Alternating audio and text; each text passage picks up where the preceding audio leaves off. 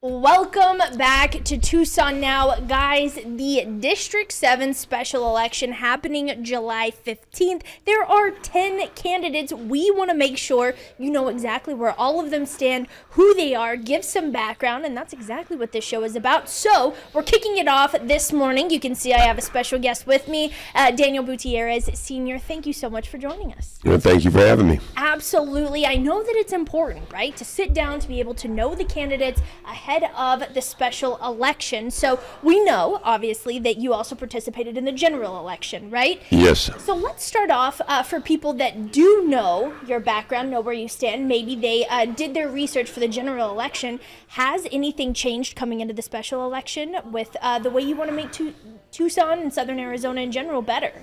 Actually, not much has changed there, except that the border is now secure, so I don't have to worry about that. I can focus on other issues like our economy and stopping the fentanyl. Yeah. All right. Well, we jumped right in there to two of your main priorities, right? Give us some background on why you personally have a connection to, let's start with fentanyl. Right. Well, my past, and most people know it, I'm one of Arizona's wrongfully convicted.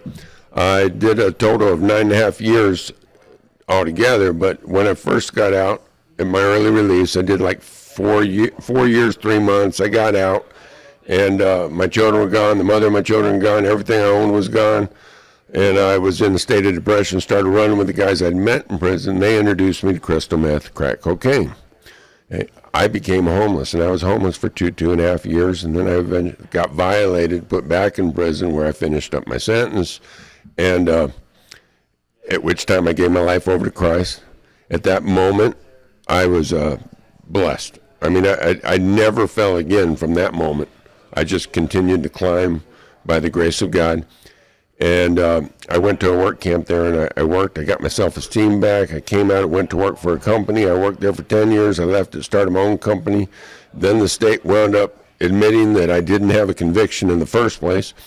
And I wound up growing my company after that, and I wound up buying the other company I used to work for, so I own both companies.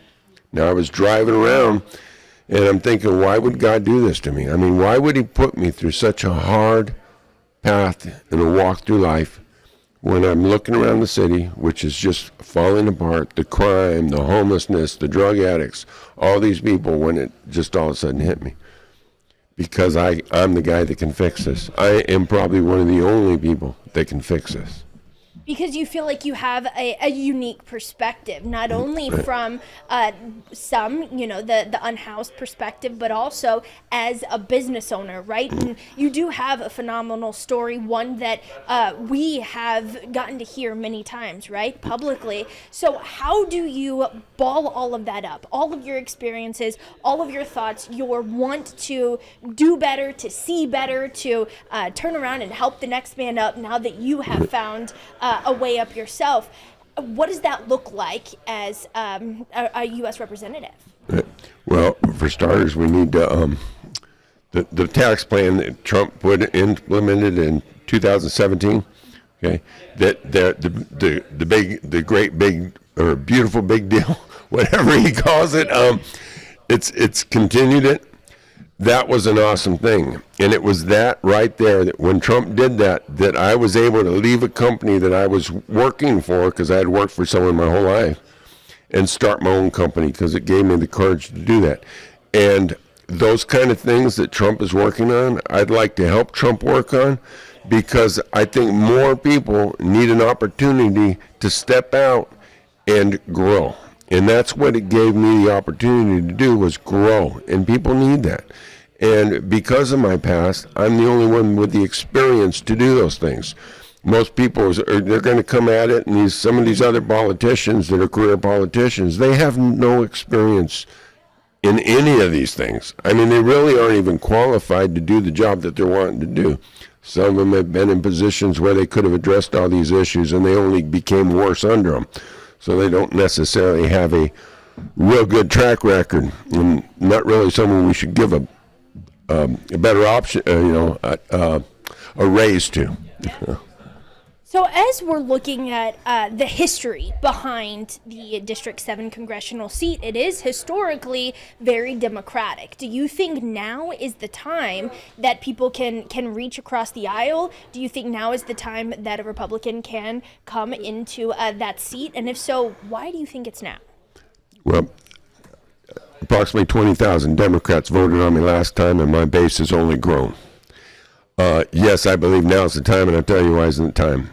These other candidates are running on, we hate Trump, we're going to fight Trump, we're going to stop Trump. And I talked to the mayor of Nogales, and he was blown away because he'd never looked at it the way I put it to him, and so did many other Democrats over in Nogales.